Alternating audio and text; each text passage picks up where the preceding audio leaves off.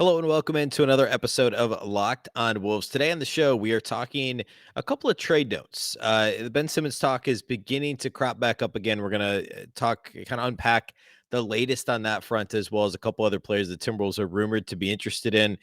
And I also want to take a look at a couple of ESPN articles regarding what the Wolves could do in the future, what the offseason is setting up like for the Wolves, etc.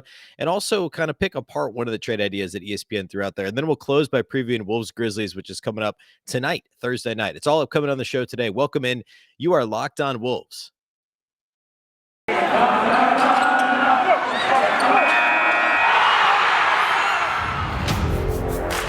You are Locked on Timberwolves, your daily Minnesota Timberwolves podcast. Part of the Locked On Podcast Network. Your team every day.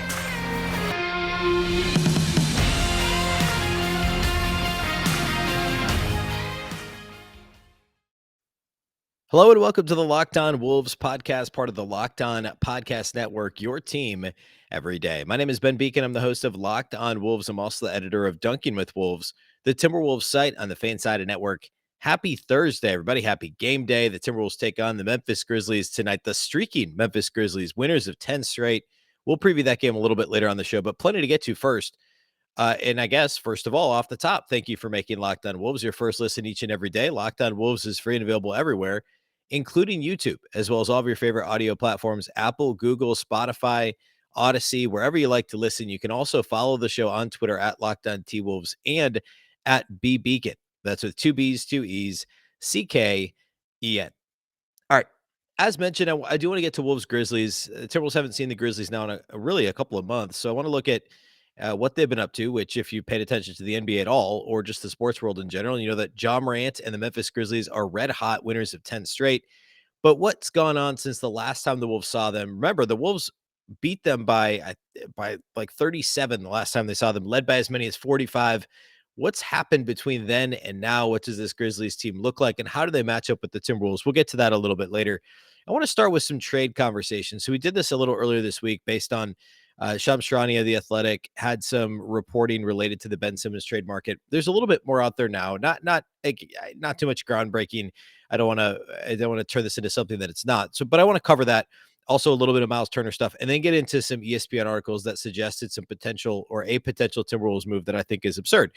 So we'll get to all that here right off the top. Let's start with the Ben Simmons stuff. So Sam Amick of The Athletic had a piece where he basically detailed the Ben Simmons trade market. A lot of it had to do with the Sixers being willing to include Tobias Harris in a deal, the Atlanta Hawks and Sacramento Kings being two teams that are very interested. We mentioned them the other day. They were mentioned in the Shams report as teams interested. Of course, both teams that are worse than the Timberwolves. Remember, of the like 6 teams that are constantly mentioned as potential suitors for Simmons, the Wolves have the best record. And so for whatever that's worth, now, of course, the Wolves are probably less willing to take a major risk than some of those teams that could be a little bit more desperate. And indeed, a little bit within that article, John Krasinski, of course, a colleague of Sam Amick's at The Athletic, chimed in and talked about the Timberwolves' ongoing dialogue with the Sixers. And really what we've all known, and this is actually piggybacking on a Brian Windhorst report that I didn't mention the other day, but Windhorst was on Darren Doogie Wolfson's podcast, the Scoop podcast in the Twin Cities, talked about the Timberwolves, and both Krasinski and Doogie have said that the Timberwolves have essentially offered every possible combination of players and assets that does not include Karl-Anthony Towns or Anthony Edwards in a potential deal for Simmons. It makes sense. I mean, this shouldn't be groundbreaking news. It really is just confirmation that, yes, D'Angelo Russell's on the table. Obviously, Jaden McDaniel's on the table. Obviously, Malik Beasley's on the table. I mean, at this point, you got to believe the Sixers are asking for one of Towns or Edwards, plus another team-friendly contract rotation player, maybe somebody with upside like McDaniels. Maybe it's a Jared Vanderbilt. And then I'm sure at least 2 or 3 picks. That's a non-starter for the Timberwolves. I mean, they're right now hovering around 500. They're getting better. Towns and Edwards have yet to play their best basketball individually, I believe, this year. And there's just no incentive to make really, I mean, you trade out one all-star caliber player for another. It doesn't make a lot of sense. Obviously, the point is to accumulate as many of those guys as you can. And with the Wolves being a top 10, top 12 really defense all season long, what does Simmons give you that you don't already have? Now, I'm not suggesting that adding Simmons wouldn't make the team better, but trading Towns to get Simmons would not make the team better, and trading Edwards to get Simmons might maybe make the team better today, but it won't make the team better tomorrow. And by that, I mean next year, the year after, Edwards will be a better player, I believe, than Simmons has ever been. At the moment, Simmons is still certainly top 25 NBA player. He's that good defensively, that good, that explosive in the open floor in transition.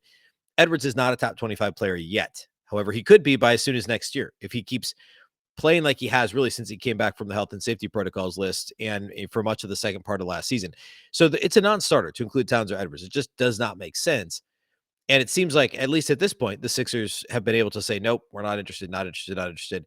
But there's also one other note from Amick in this article. It says multiple rival executives believe that as long as the Wolves are in the running for Simmons, they're not going to make any additional deals that could take them out of the mix. So the Wolves aren't going to trade any of their other assets. They're not going to go flip Jaden McDaniels. So, like, for instance, my next notes on Myles Turner, this report would indicate the Wolves, unless they think that they have no shot at Simmons, unless the Sixers say, you literally have no chance whatsoever, no matter what happens, no matter what trades, we don't get done, regardless of how many irons are in the fire, if a trade doesn't get done, we're not trading with you if you don't trade Edwards or Towns. And if the Wolves say we're never trading Edwards or Towns in a deal, then that's it. Then the Wolves could turn their attention to a Myles Turner or, much less likely, but like a John Collins or somebody like that.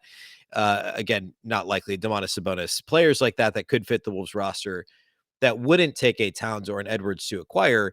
But at this stage, if the Wolves think they're in the running for Simmons, they're not going to go flip a Jaden McDaniels or a Malik Beasley, or certainly not a D'Angelo Russell for a player that isn't a star caliber player like a Ben Simmons. And really, I mean, Myles Turner is very close to a star caliber player. I mean, you could argue he is a star, and he would make a big difference on the Timberwolves, but the Wolves aren't going to take themselves out of the running for Simmons if they don't have to. So that's what Amick is saying. All right. The other note that I had was related to Myles Turner. And we talked a little bit more about Myles Turner on Tuesday.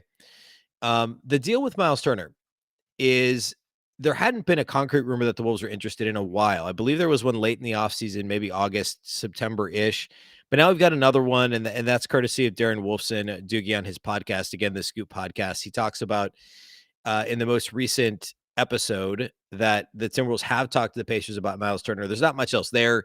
It's not a surprise. It's no secret. I've talked at length about how he's a fantastic fit next to Karl-Anthony Towns. If the Wolves were ever able to land Myles Turner, it remains unlikely because the Pacers' asking price is going to be high. They've disappointed this year. They disappointed a little bit last year. They've got some talent on that team, but there's no incentive for them to take back like a Malik Beasley in a pick, or even Beasley McDaniels in a pick or two. Like, it just, why do that if you're the Pacers? There just isn't a ton of upside there. I mean, you either keep him or you trade him for a larger haul, unless the Wolves are willing to include an insane number of picks, which for a guy who's going to be a free agent after next season, that doesn't make a ton of sense either. So I don't know. Myles Turner is my favorite fit in terms of guys out there, and that includes Ben Simmons, because I think Ben Simmons would be a great fit with D'Angelo Russell with the Wolves. If you trade Russell for Simmons, we've seen the Wolves offense struggle this year. I think the offense has certainly been much worse than we expected.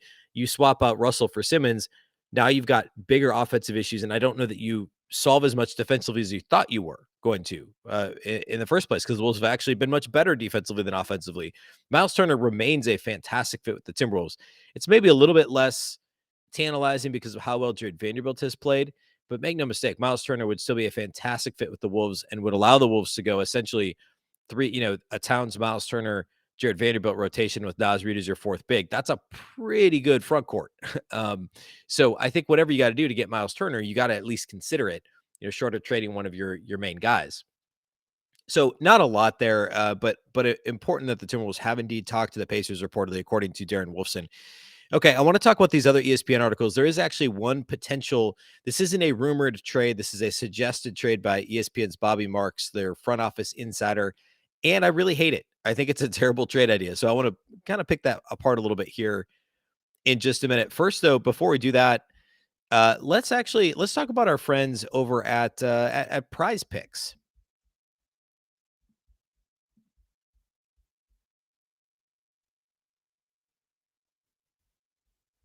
Timberwolves fans, You've been hearing me tell you about Prize Picks for months. Have you signed up yet for Prize Picks? Prize Picks is daily fantasy made easy. If you have not checked it out yet, you're missing out. I'm telling you, you're going to love this app for NBA and mixed spots pick'ems. The Christmas Day games were amazing.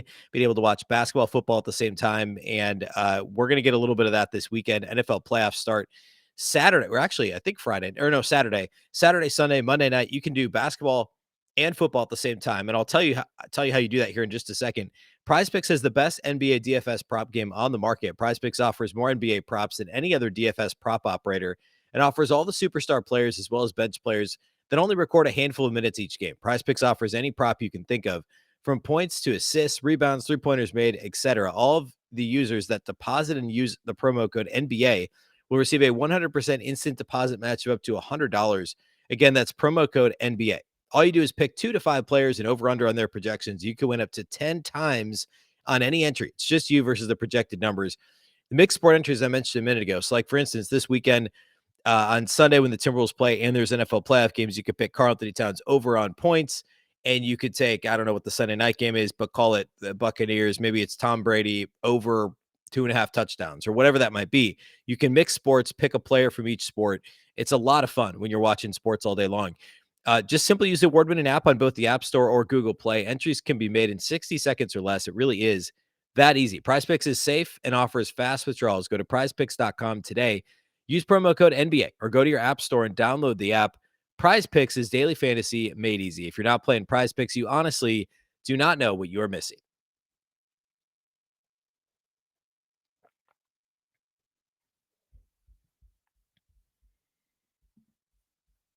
All right, let's talk about this other ESPN article. So there's actually a couple, as the ESPN and everybody starts to gear up for the trade deadline, there's going to be more of these articles. There's one over at ESPN. This is Bobby Marks, of course, the longtime New Jersey / Brooklyn Nets member of the front office. He rose as high as assistant GM with them, and he's been with ESPN now for a few years. But he did a breakdown of every team's cap situation and what the front office is likely discussing. So there's one called Big Questions, Targets, Potential Trade Targets, Draft Capital for every NBA team over at ESPN. It's an insider, an ESPN Plus. So you need a subscription. But basically, he breaks down the entire Timberwolves cap situation. So he has Anthony Edwards listed as an off the board player. Obviously, they're not going to trade Anthony Edwards. His contract is insanely affordable for what he is, even as the number 1 pick. He's got Karl-Anthony Towns listed as a value contract. Again, they're not trading Edwards. They're not trading Towns. He has a list of controllable contracts: Vanderbilt, McLaughlin, McDaniels, Balmaro. All those guys have multiple years on their deals. In the case of Vanderbilt, it's actually only 1 additional year, a team option. And then he's got long-term salary, which is D'Angelo Russell, Malik Beasley, both of whom are, frankly, a little bit overpaid based on how they've played, certainly this year. And then a list of free agents in July. So expiring contracts: Taurean Prince, Patrick Beverly, Josh Okogie, Jake Layman, Naz Reid, who has a team option for next year, as does Jalen Noel, team option for next year. So both of those guys could still be back for another year based on their team options. He notes that the Timberwolves have all their future first-round picks. They've got a couple of extra second-rounders as well. They're a little under $1 million below the luxury tax this season. And given their expiring deals, they could have up to $15 million in cap room next offseason. He talks about how the Wolves how they will try and balance staying under the luxury tax, yet improve the roster. How aggressive should they be in trading their future first-round picks this year and beyond? And also, do they look into extending Patrick Beverly? Those are all fair questions. I actually think that this breakdown is super helpful, and Marks did a really good job with that. The other piece that he wrote, though, I was less of a fan of. And that piece was actually had a suggested trade for the Timberwolves in it that I didn't like. So let's talk about that.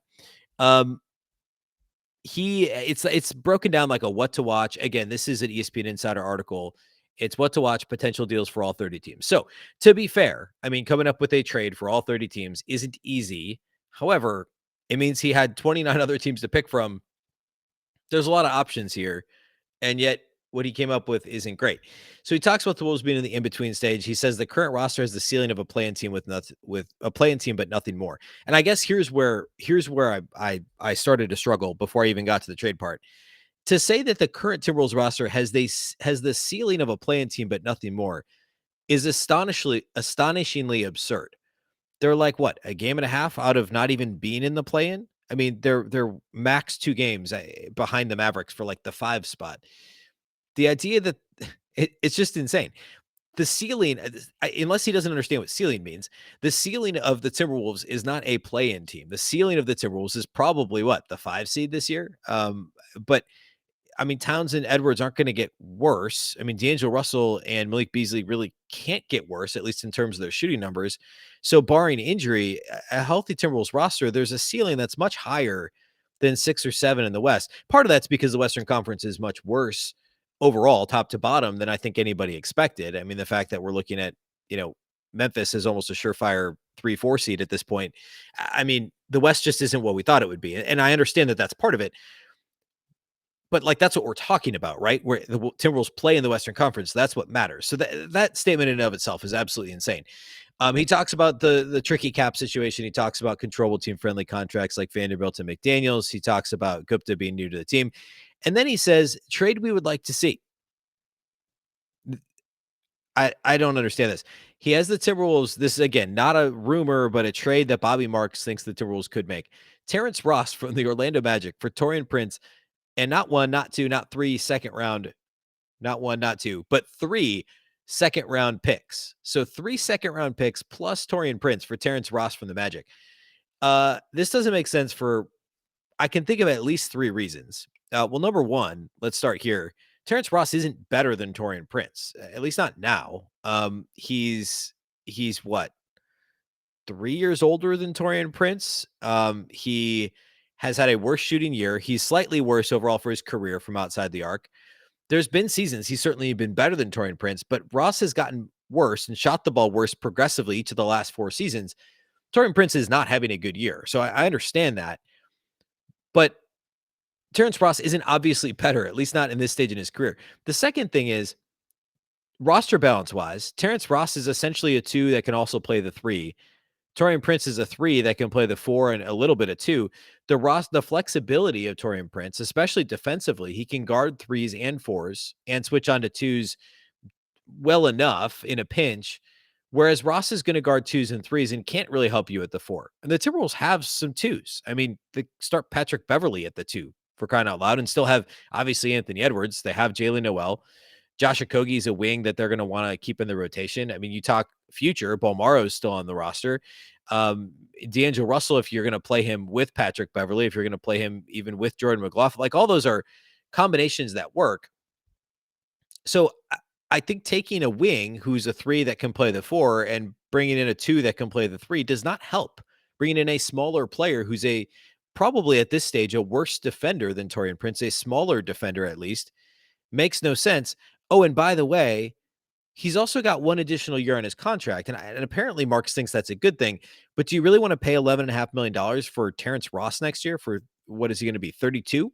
I think, if I'm not mistaken, 32-year-old Terrence Ross, $11.5 million, behind Anthony Edwards, behind, if they bring back Patrick Beverley, behind Jalen Noel.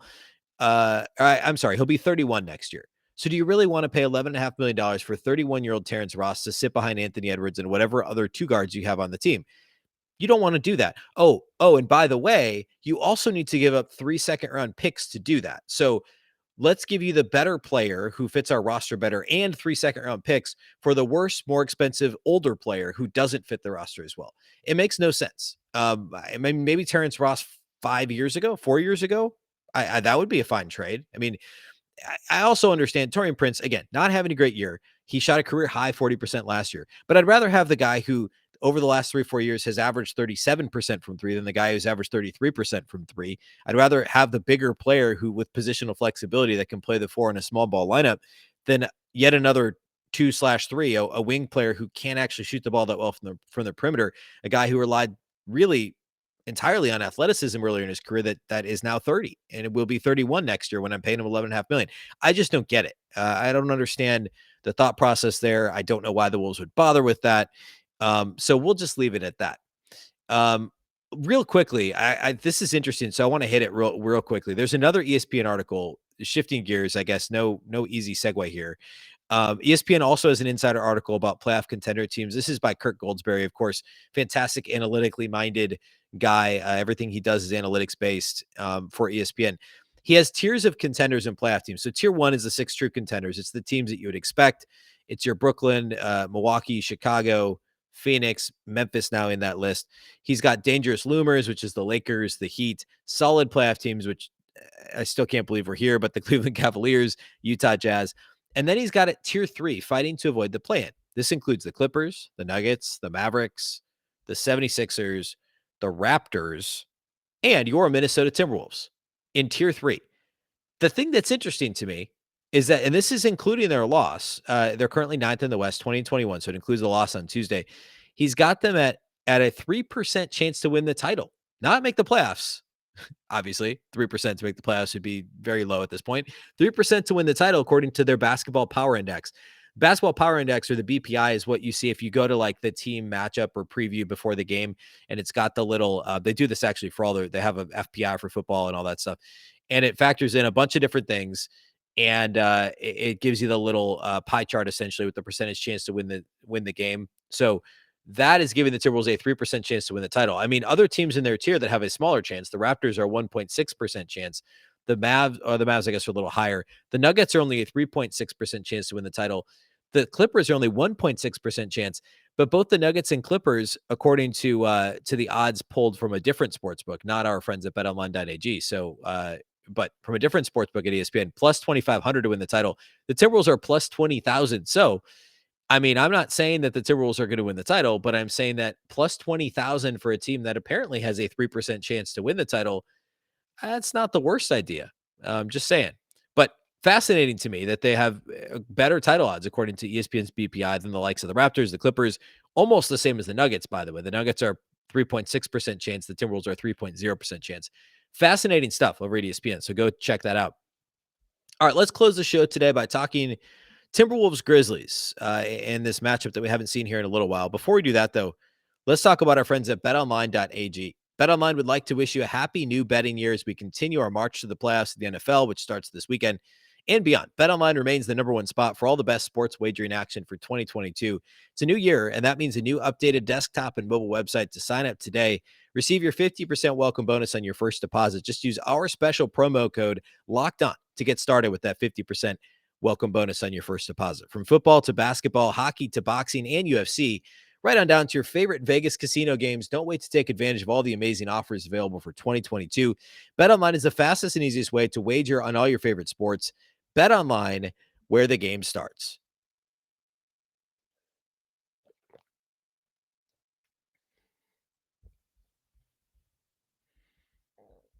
All right, let's talk Timberwolves Grizzlies. So the first time the Wolves and Grizzlies faced each other, this was way back in, I don't know, I think it was like the first or second week in November. And this was a game the Timberwolves were down at halftime. You may remember they had a monster third quarter. They actually were up 11 headed to the fourth quarter on the road in Memphis. And then Brandon Clark just like went off and the Timberwolves couldn't hit the broadside of the barn. The game goes to overtime. The Timberwolves got beat by 7 in overtime by Memphis. Brandon Clark off the bench had 20 points, 9 rebounds. This was when, I mean, Memphis at the time was fine, right? They were what, 6, I guess they were 5-4 coming into this game. But there was this thought that, hey, maybe Brandon Clark may be out of the rotation. There was talk of him being out of the rotation permanently for them. And maybe the Wolves could try and make a play for him. He's always been kind of an analytics darling, an awesome pick and roll big, both offensively and defensively, somebody who would fit the Wolves really well next to Towns. He goes off for 29 off the bench in this game. John Morant's fantastic, 33, 8, and 6, only 3 turnovers. And the Timberwolves lose in overtime. Despite 30 from Russell, 25 and 12 from Towns, 27 from Edwards. I mean, not really a bad game other than the fourth quarter collapse. So that was the first game. And then shortly thereafter, the Timberwolves faced the Grizzlies again, and they absolutely demolished them. They beat them 138-95, which is what, a 43-point win. They led by as many as 45 in this game. They dropped 40 in the first quarter. They're up 17 after one quarter. They were up 29 at halftime and won the game by 43. There wasn't really anything to write home about in this one for the Grizzlies. I mean, John Morant only played 27 minutes. Steven Adams wasn't able to do anything in this game. Everybody that touched the ball essentially for the Timberwolves played well. D'Angelo Russell had 28, 21 for Towns, 23 for Anthony Edwards. He shot 8 of 10 from the field, 5 of 6 outside the arc. Malik Beasley hit 4 threes off the bench in this game, and the Timberwolves just completely destroyed the Memphis Grizzlies. That was back in mid-November. The Grizzlies at the time were 8-8, Right now, the Grizzlies have won 10 in a row. They're 29-14. Do the math. They're 21-6 since the last time the Timberwolves saw them. And again, have won 10 consecutive games. So it's what's changed. I mean, not a ton in terms of their lineup. It's essentially the same team. I mean, the only difference, at least right now, in the lineup the Timberwolves will likely see Thursday, Steven Adams has missed the last 3 games due to health and safety protocols. So there's a pretty good chance he doesn't play Thursday. But this is basically the same rotation for the Grizzlies. They've continued to improve. Obviously, they've continued to grow. John Morant continues to get better and better, which is just a frightening thing. I mean, and also, by the way, Steven Adams has missed 3 straight games. Their head coach, Taylor Jenkins, has also missed 3 straight games with health out because of health and safety protocols. And the Grizzlies just keep winning. They just don't seem to care. And I mean, these are impressive wins too. I mean, not all of them, obviously, but their last 3 without Jenkins and without Steven Adams, they beat the Clippers. I get it. Without Paul George, it's a decent win on the road. The Lakers, again, decent win. They beat the Warriors. I know the Warriors are struggling, but still, these are all 3 teams that will very likely be in the playoffs, in the Clippers, Lakers, and Warriors. Before that, they beat the Cavs on the road. They beat the Nets on the road. They beat the Lakers again in there. They beat the Suns on the road. So out of these last 10, there's at least 6 that are against solid playoff teams. I mean, the Grizzlies are, I don't, this seems ridiculous to say now, but they're obviously for real, right? I mean, they're really, really good. So how do they match up against the Timberwolves? Obviously, the Wolves played them tough each of the first 2 games, but the Grizzlies were a different team then. You could also argue so were the Timberwolves. Like the first game, Vanderbilt came off the bench, only played like 12, 14 minutes, something like that. He's got a bigger role now. He's going to give the Grizzlies everything he has. It's a different, Timberwolves have this weapon that they didn't have before, and that's just the minutes you can give to Jared Vanderbilt. And that matters. The reason why the Grizzlies are one of the reasons why they're a really tough matchup for the Timberwolves. Well, first of all, obviously John Morant. I mean, the Timberwolves have, if Patrick Beverley's able to play, I mean, he played on Tuesday. He's been questionable with the groin injury. If he plays, he's the obvious person to match up with John Morant. But first of all, it's hard for anybody to guard John Morant. Second of all, the Timberwolves have Beverley and they've got Josh Okogie. You don't want D'Angelo Russell guarding John Morant. I get that D'Lo's improved defensively, but you don't want him one-on-one against John Morant. Jaden McDaniels is likely not going to be able to stay in front of him. Same with Jared Vanderbilt. So Okogie and Beverley are your best options. Secondly, the Grizzlies are easily the best offensive rebounding team in the league. 28.8% of missed shots on the offensive end of the floor are rebounded by the Grizzlies. That's nearly 1 in 3 missed shots the Grizzlies grab themselves, which is insane. The Timberwolves remain one of the league's worst teams on the defensive glass. They've improved a little bit there of late, but they are still 26th in defensive rebound rate. By the way, they were below 70% in terms of defensive rebound rate until just a couple of weeks ago. They're all the way up to 75%. I guess it was more like a month ago, but they're 26th still in the league. So the 26th, or another way to say that would be the 5th worst defensive rebounding team in the league against the best offensive rebounding team in the league. That was a little bit of my concern heading into the game against the Pelicans Tuesday, and it did end up being an issue. The Pelicans' second chance points, second chance opportunities ended up hurting the Timberwolves. That's going to be a concern in this game too. I mean, you're talking Brandon Clark, who's just a phenomenal offensive rebounder. If Steven Adams plays, obviously he's a big part of that. So if he doesn't, maybe that's a little bit less scary, but still, as a team, the Grizzlies are a good rebounding team, and that isn't great. The second thing is the Grizzlies don't turn the ball over very often. This is one of those, an unstoppable force meets an immovable object type on a much smaller scale type of a thing, because the Wolves turn teams over at the highest rate in the league. The Grizzlies are 6th best in terms of turnover rate. They only turn the ball over on 11.6% of their possessions. Well, the Timberwolves create turnovers for their opponents on 15% of opponent possessions, which is still number 1 in the league. So can the Timberwolves force the Grizzlies to turn the ball over? That would be a concern of mine. So second chance points, can the Timberwolves generate turnovers against a team that's very careful with the ball like the Memphis Grizzlies? The last thing is that the Grizzlies are number 1 in the league in steals per game and blocks per game. Now, their defensive turnover rate is also 6th, which is good. It's not quite to where the Timberwolves is, but they're still number 1 in steals. They're still number 1 in blocks.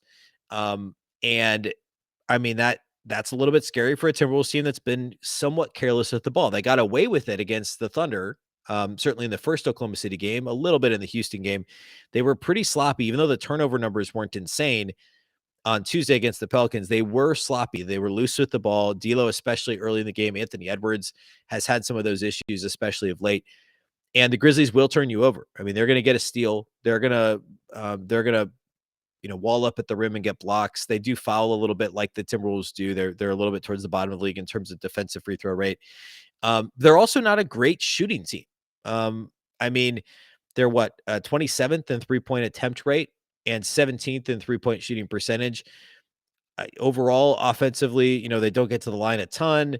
They just are really good at getting into the paint and scoring in the paint. And a lot of that is John Morant. A lot of it's the offensive rebounds and the second chance opportunities.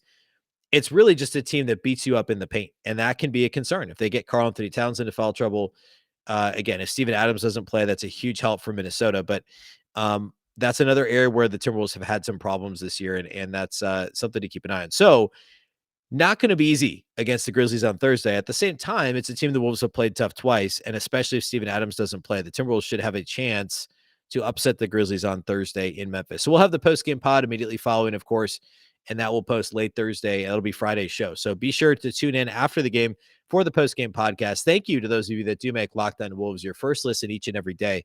Of course, the show is free and available everywhere. That now includes YouTube, as well as all of your favorite audio platforms, Apple, Google, Spotify, Odyssey, wherever you like to listen.